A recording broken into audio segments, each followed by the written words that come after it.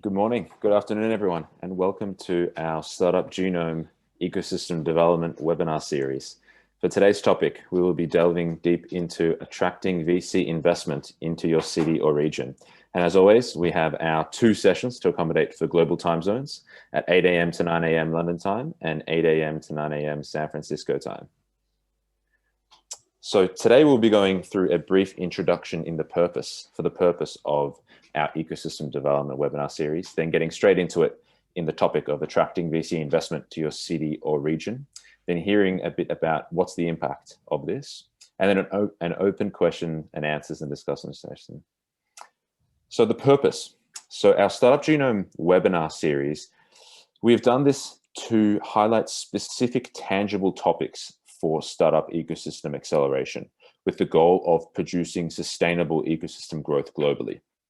In these sessions, we explain how we at Startup Genome, as well as our partners, support the acceleration of startup ecosystems around the world. And as always, we want to hear your feedback. We want to hear more of what you would like to hear about. And you can always reach out to me at adam@startupgenome.com for any comments and suggestions on this. Some of the previous topics we have had have been funding policy to support startups and scale-ups during COVID-19, and the important topic of attracting the best talents and international resources, the importance of globally positioning your startup ecosystem, and more. And the link here, you can rewatch if you weren't able to catch them all on our Startup Genome YouTube channel. And everyone listening to this will receive the recording as well as the slides. So you'll have all the links there, so you'll know where to go. Future topics, we welcome everyone to join us on the next topic of X-ray vision of your startup ecosystem, tracking and globally benchmarking your innovation economy. And you can always stay updated on our webinar page here, which you'll have the slides. So for today, we are very fortunate enough to have Sebastian Toupy, the head of startup relations from the Next Web, in which we will be covering more of a deep dive into these various work and TNW's various work in this particular topic of attracting VC investment to cities and regions from all over the world, as well as we're joined by Stephan Kuester, our head of ecosystem strategy here at Startup Genome. So without further ado, I'd love to pass it on to Stephan and Sebastian. Thank you very much, Adam, and good morning, good afternoon, good evening, wherever you are in the world. Thanks so much for joining us. My name is Stephan. I'm based here in our London Startup Genome office, and working with many tech clusters, governments, municipalities, national governments around the world. We are currently serving about 85 cities or clusters in more than 40 countries.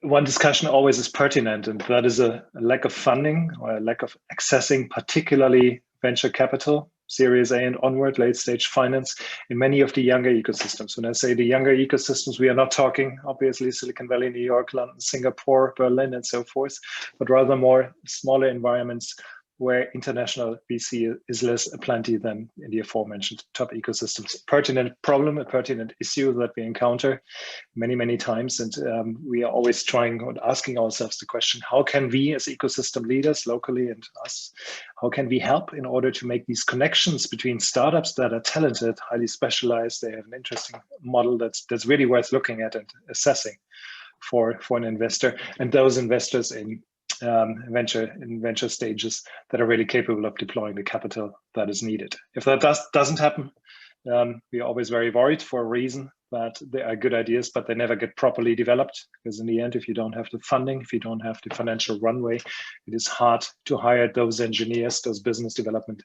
experts that are required to produce a product in the end that's globally competitive and really can make a success. So definitely a must-have. And what I'm saying here is all, as an introduction, is all pre-COVID. As you know, we've done COVID-19 impact research on many startups the world over, starting all the way in January from China, and then we followed the trends all across the world over the last 6 months. And one thing is for certain, we do have a very significant reduction in the sheer number of seed stage and Series A investments. And we see not a slowing down when it comes to the volume of later stage investment, but we see certain trends that are worrying us to a degree. These trends are particularly investors getting more getting less prone to investing in something that's really risky. So think about deep tech, longer development cycles, higher risk of failure. Investors definitely have taken a tack towards investing into the more conservative business models, if you will, and they are leaving aside the probably much more interesting deals that are sitting at the heart of deep tech and other really innovative and obviously more risky solutions that are being developed. And that's something that's actually worrying us, because we strongly believe that these sectors that are more risk are also much more prone to developing the next really interesting business model, really making commercial success and answering to these societal and larger problems that we all hope tech will help us to innovate ourselves out of, when it comes to health, when it comes to the upcoming debate of climate change, etc. So again, COVID has only exacerbated a discussion we've had for many years now, or for many years with many ecosystems across the world. How do we really attract good investors, venture capital investors of the magnitude that's required to build a good startup ecosystem and to develop really a scaling ecosystem? We're delighted to have Sebastian with us today from the Next Web, who has worked with us in a number of locations and done other projects, of course, at the heart of this topic, and really trying to address this. How do we, even in times when we can't meet in person, how do we build these relationships between promising budding entrepreneurs and venture capital on the other hand side? And I think, Sebastian, take it away.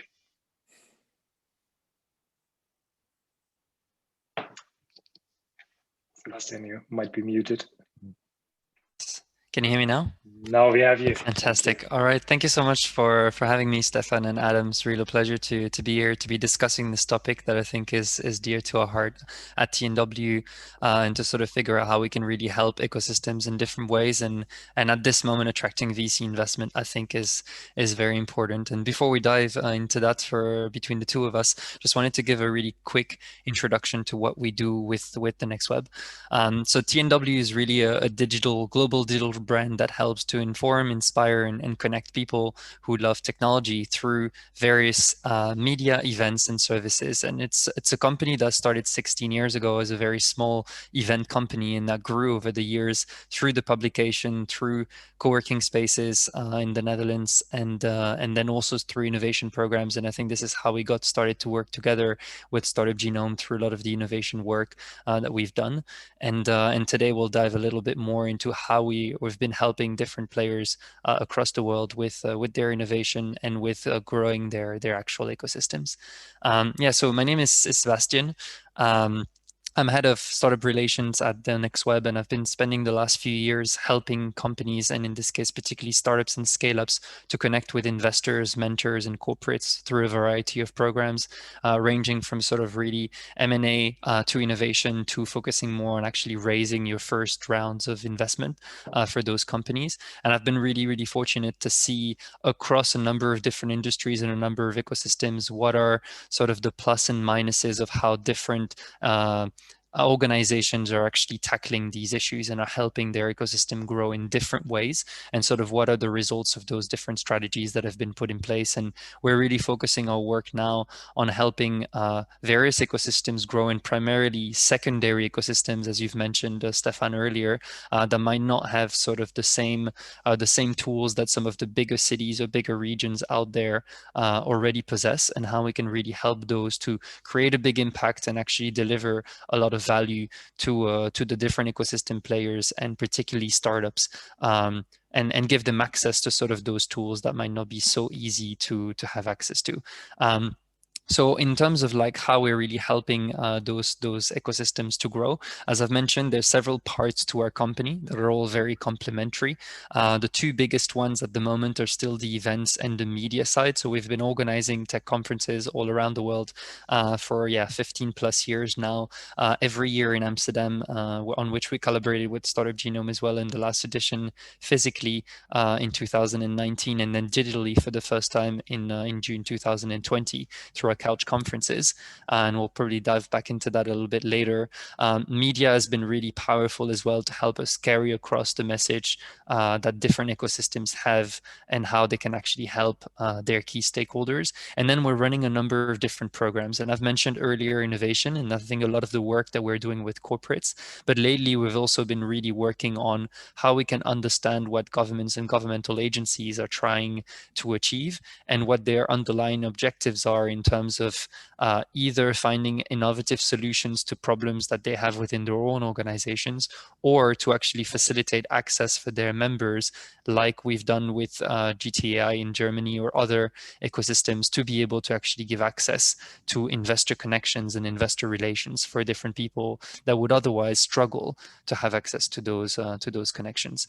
So we've seen that there's sort of this increase in interest from those different organizations to be able to have access to those services, who are often lost when it comes to where to get started and how they can actually make sure that those objectives get fulfilled. And even pre-COVID, we saw different governmental agencies, as mentioned by Adam, from across the globe reaching out to us and say, hey, we know that you guys are sort of very active in the ecosystem. You work with a lot of players. You're aware of what's actually happening. Can you help us to be able to connect these specific stakeholders better to investors, to mentors, to accelerators, for example? And how do you actually do that?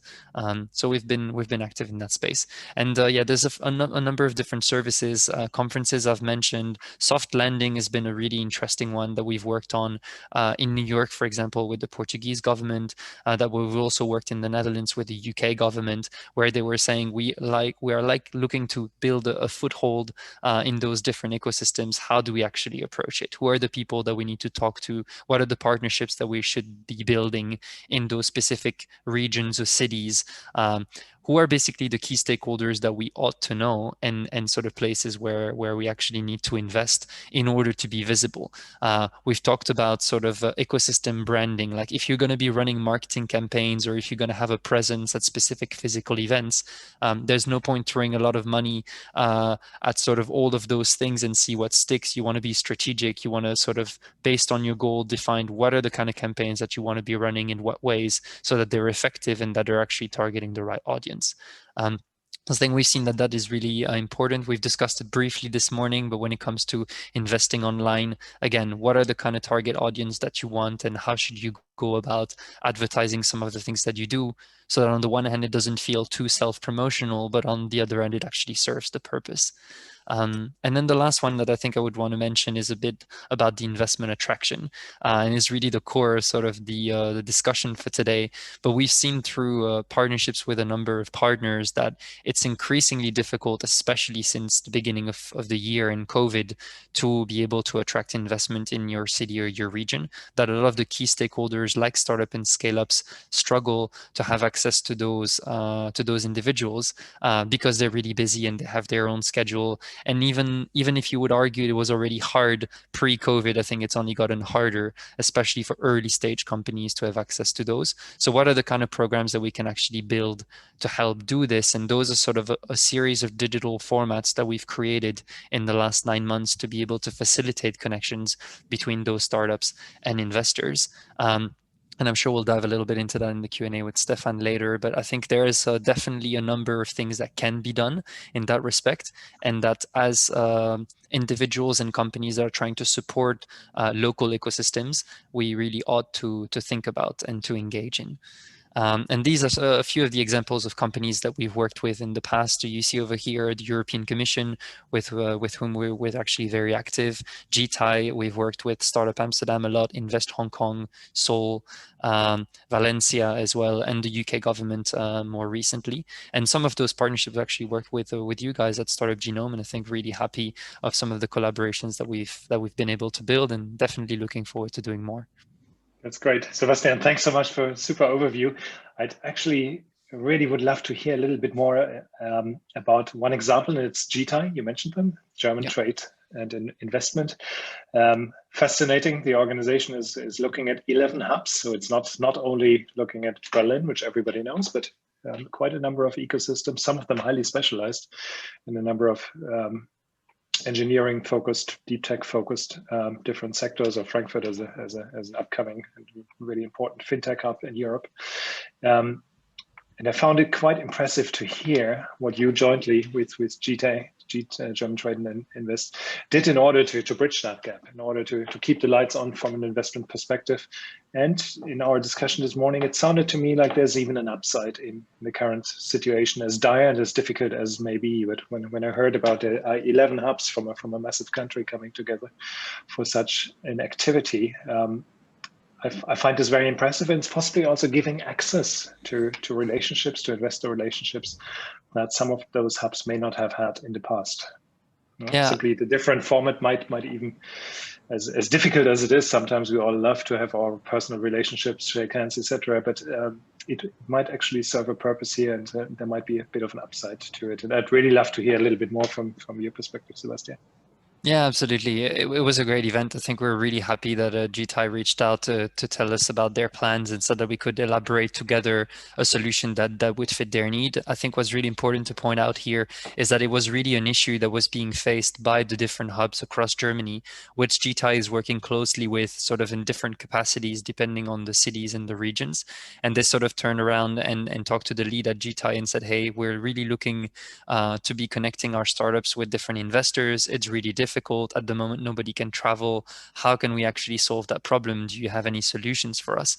And GTI, having worked with us in the past to be able to give exposure to their startups to investors through one-on-one meetings and dinners that we had organized at our conferences, said, hey, this is what we're trying to achieve. Do you think we could come up with an online concept that would help to solve that problem? And that's basically how the whole conversation started. And then really soon we sort of like came up with that plan of organizing a show that was sort of more turned as a TV production from a studio in Amsterdam than it was a Zoom call, which I think really gave us this opportunity to grab people's attention, as we realized that we were not only competing with other online events, but you're competing with any other distractions that you might have outside of your workday. And that we really wanted to create something that would keep people for 2 hours engaged, that was fast-paced, that was interesting to watch, so that we would be able to sort of get the traction necessary. In the end, we had more than 350 people that tuned in from all around Europe, actually a few outside Europe as well, but majority from Europe. And that really revolved a close collaboration between the GTI team, the different D hubs, and then TNW in coming up with that concept, in working on the preparation and sort of selection process of which startups from each of the hub would actually come in to the event, and then how we would actually run it on the day in a collaboration with Josefina as one of the presenter and myself as the other one. Sebastian, you already mentioned a number of attributes, but we all know there are more Zoom meetings than one individual can possibly attend. So maybe, again, what's the secret sauce here in making the startup games and the involvement with GT, AI, and yourselves at TNW so unique that it really attracts very high-profile investors who have not much time to spare and to spend? Yeah, it's a really good one. I think on the one hand, it was the preparation that was put towards ensuring quality. And by quality, I mean both from the selection of the startup, so that the people that would be presenting on the day would be prepared, knew what to expect, had the right deck, would pitch for the right amount of time, which is often issues with pitch competition that we used to run physically, that there's always sort of those little quirks. You feel, oh, they didn't really read the brief. Like, we made sure to do tech checks with everyone a few days prior, that everybody knew what to expect, so that on the day itself there would be as little room for sort of issues as possible.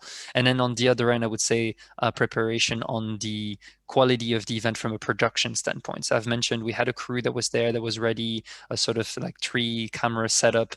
We had to rehearse the script together with Josefina. We were mic'd up. So we were essentially acting as anchors that you would see on TV, with the same kind of level of production and quality, so that it would keep it interesting for people. That was really one of the sort of like key elements. And then the second one, which is really important, is that sort of close collaboration with the government, who really had to sort of up their game in terms of how they were going to be collaborating and coming up with a concept so fast, with much faster timeline that they're generally used to. And that really put in the energy to do this for a purpose. It's not just another event that they were creating. They were really betting high on the success of this startup game and relied on close connections, as mentioned this morning with Josefina, by reaching out to investors from our close network that then would invite other people from their network to the event. So I would say preparation was on the one hand, and then network leveraging on the other to really make sure that we had the right individual showing up on the day. I'm hearing a little bit the value of the peer network. So attracting one or two of these investors, make them speak about the event, draws a crowd, so to speak, of other investors that want to follow. Absolutely. I'm saying that on the investor, probably even more so than with a lot of other stakeholder, sort of word of mouth is really important. And there's a lot of a high level of trust between those individuals. So I think if one investor reaches out to you and say, hey, I'm going to be joining this event, I think it will be good. I know the people behind it. It has a much higher sort of show up rate than it would be if you were just doing marketing ads or that you would be promoting it on LinkedIn. Yeah, of course. Apart from the event, do you think there's a large, substantial difference in the preparation? How do you really attract, select, evaluate the startups to present? I mean, in the end, screen time is limited. It is limited. You can only present a few. And I found the discussion with GTAI this morning quite fascinating, as it is 11 hubs. So you got 11 cities, major cities. So you got hopefully a lot of applications, but you also need to be quite selective. So how does that really work in terms of online and quick turnaround and preparation? Yeah, so the way that we basically proceeded was sort of a mix from the volume that came from all of the startups that were part of the different hubs, and then also from our collaboration with the leaders of each of those hubs to help with pre-selection. So they know which kind of company are in their different regions, and then they would internally help us with the first step of the selection process, would then get passed on to TNW and GTAI with a panel of experts to be actually doing the second selection process that would then lead us to the 10 finalists that are actually pitching on the day. So it's sort of a multiple step approach that started with the hubs and with the involvement of the directors of each of the D hubs, and then that would trickle down to TNW and GTAI that are selecting experts to actually pick out the companies. Yeah, that makes question, Sebastian, I would love to ask is, I mean, could you tell us a bit more about the timeline itself? So from, say, starting a discussion with GTAI or whoever it is about, say, the startup games all the way to the implementation, because I guess now, I mean, time is of the essence. So I guess could you inform us a bit more about the kind of practical timeline from discussion to kind of everything in preparation and then to the actual implementation of the event? Yeah, certainly. I am going to say it was a really quick timeline for the first event that we ran on the 24th of July. I think we had only about 2 months end from the moment when they said, this is something we really want to do, to us actually preparing the whole plan, doing the selection and getting started straight away and connecting with the hubs, and then being able to prepare, flying in Josefina from Berlin to Amsterdam, getting approval from the governments to actually do so in COVID times, and then run the event itself. So I think end to end, it took about 2 months. I also feel that for those events, once it's the first time that we collaborate, there's a lot of things to sort out and a lot of sort of ways of working to be figured out. We're running a second event with them this Thursday, very similar format, simply different companies. And there, I think we have cut the sort of preparation time by at least half by understanding how each other work, what the expectations of each party is. So yeah, I'd say in general, 2-3 months would be good. 2 months is more on the short side. But it's something that we actually set up relatively quickly for sort of the level of quality of the production of the event in the end. It's great to hear that it is a longer term commitment. I mean, doing one investor day once online, that might be a nice, interesting idea, but to really create it as a series that becomes its own place to go online. If you want to invest in this particular example, German startups. Or I think you've done very similar work with one of our clients, the municipality of Seoul.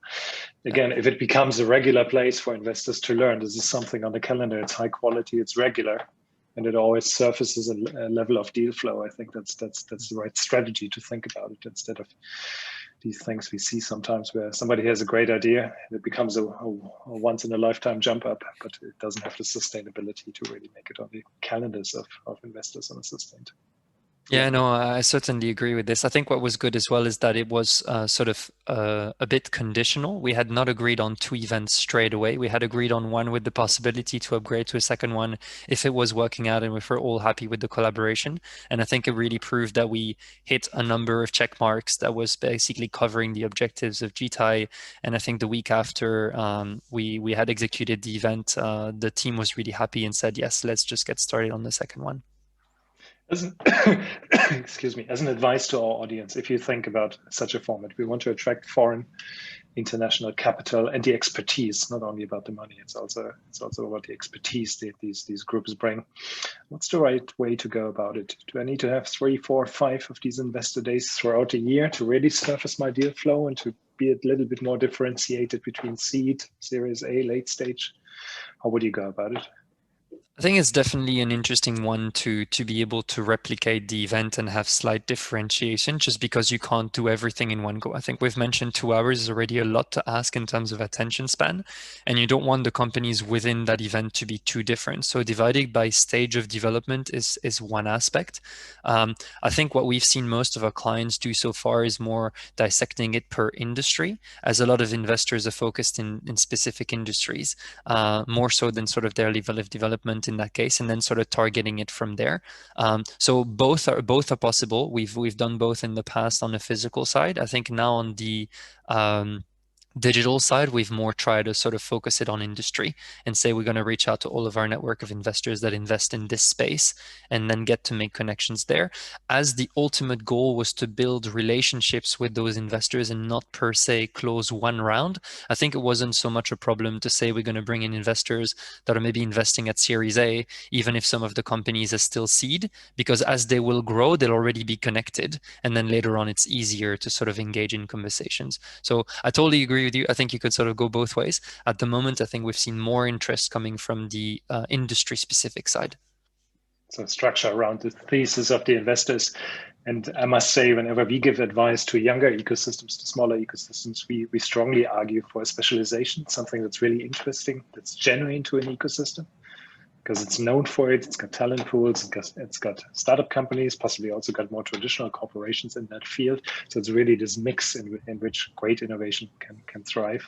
And for the smaller ecosystems, at least from our perspective, it is typically a subsectorial focus, something the like that comes together instead of trying to compete on every single part of the digital spectrum. For sure, this leads me a little bit to something bit broader. Maybe last few minutes of advice, Sebastian, from your perspective on ecosystem branding. We find it hugely important to put yourself as an ecosystem on the map of the startup, the global startup community. That serves not only the perspective of investors, it also serves the perspective of talent who might be looking to relocate, to find interesting new challenges. And the time is good to do that right now. And also for startups that are looking at their next market or their next regional headquarter or whatever it is that drives them as they seek to scale. So would you have any advice for the audience from a branding perspective on how to go about it? Yeah, a few pieces of advice, I think, from some people that we've worked with in the past that we saw that there's different techniques that work. I think on the first, like the first thing I would want to mention is that I do think that the branding is important. I think a lot of ecosystems are not putting themselves out there enough and therefore not making it known to their talent or to their startup that there's a real support. I think like so that the ecosystem support that's being built between government organizations, accelerators, knowledge institutions, corporations that are working on pilots and proof of concepts, and investors, of course, all around the startups are really important. And sort of how you put yourself out there for those individuals to know is sort of very relevant if you want to sort of attract the right talent.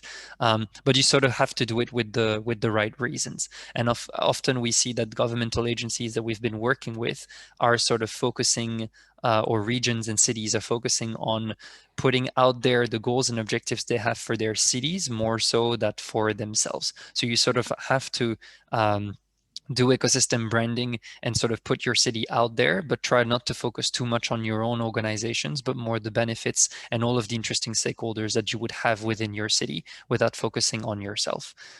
We've seen quite a few different individuals do that. In terms of sort of cities that have probably stood out in terms of branding to me in the recent years, La French Tech would definitely be one of the players that I think was interesting to look at. Tech Leap in the Netherlands is working on that a little bit more now, but sort of in the last couple of years, we've seen massive presence at CES or South by Southwest and sort of those bigger conferences out there.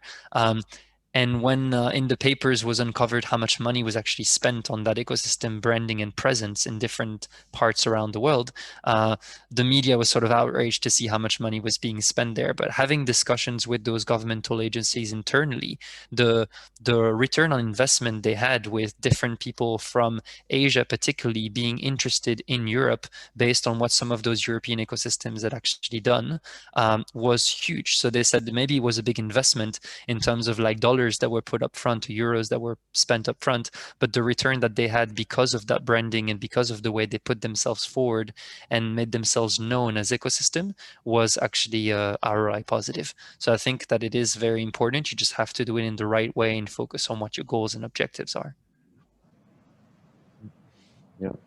One question from my side, Sebastian, is, I mean, how important is the post-event structure that is either led by, say, yourselves or say the government entity in actually tracking what happens after an event, whether it's an in-person or very much now with the startup games online? How important is that? The treating of the follow-up for the startups themselves, but also the capturing of what really happens 6 months down the track, 1 month down the track, 2 years down the track from such events. Yeah, so I think it's incredibly important, and I think in different ways depending on the stakeholders. Like for the startups, it's crucial, and for a lot of the individuals that were trying to get value out of that event, if there's not sort of an almost immediate follow-up in the few days that follows, then a lot of the value goes away. Being there and presenting is one thing, but if you're not really active and on the ball when it comes to the follow-up, then I think a lot of the value is lost. And when it comes to the governmental agencies, I think it's having sort of this structured approach that allow you to try to capture that data at several points in time. We know that it's very difficult to be able to get respondents to sort of like post-event surveys, but having sort of this structure in place to do multiple follow-ups, to potentially offer something to people to respond to that surveys and figure out a way to engage in a very personalized way with the event, the individuals that were present at your event, really increases the response rate. And ultimately that data is golden to be able to market it later on and work on that ecosystem branding we were just talking about. So I think that it's important to do. You cannot force individuals to give you that feedback, but you can build up a structure that allow you to increase the value of that feedback. Yeah, I don't know, Stephan, from your perspective, how that goes and how you, because you're working on a lot of that with Startup Genome as well. Yeah, it is a very valid point. So many activities in startup ecosystems and the agencies looking after them are based on gut feeling, based on a lot of motivation, trying to do the right thing. They're not necessarily always based on data, on KPIs, on clear objectives, but also to follow through. I mean, Startup Genome, we obviously are hugely interested in any form of measurement, not for the sake of measurement, but to have the objectivity to really say, yeah, this seems to be the right course of action, because in the end, it's taxpayers' money that gets spent here. So it's good to hear that you really have a framework in place for activities such as the startup games in order really to foresee how do we get a clear picture.